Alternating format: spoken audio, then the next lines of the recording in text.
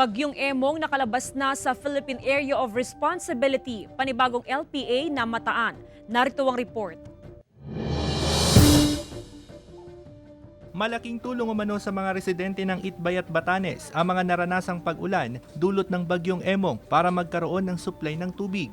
Inatupag ngayon ng otoridad ang paglalagay ng mga tubo upang ikonekta sa mga water sources patungo sa mga water storage. Konting ulap tapos maaraw na ngayon. Kagabi lang po yung medyo malakas na ulan pero pasalamat din kami sa ulan para madagdagan yung tubig namin dahil medyo tuyo pa, hindi pa nababasa ng ulan. Ibinaba na sa white alert ang status ng Provincial Disaster Risk Reduction and Management Council ng probinsya ng Batanes dahil sa paghina ng bagyo. Dahil banayad na rin ang alon sa mga karagatan, inalis na rin ang gale warning at pinapayagan ng pumalaot ang mga maliliit na sasakyang pandagat.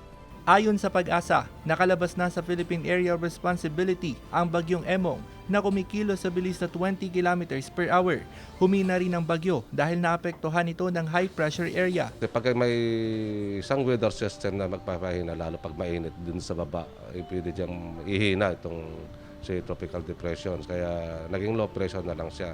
Isa na namang low pressure area ang namataan sa labas ng PAR. Pero kung hindi magbabago ang direksyon ng LPA, hindi na ito inaasahan na lalapit pa sa bansa. Wala namang epekto na mararanasan o makakakuan dito sa mainland ng Pilipinas. So ibig sabihin, hindi tayo maapektuhan. Kasama si Ron Alistair Tañedo, Russell Simorio, Balitang Amyanan.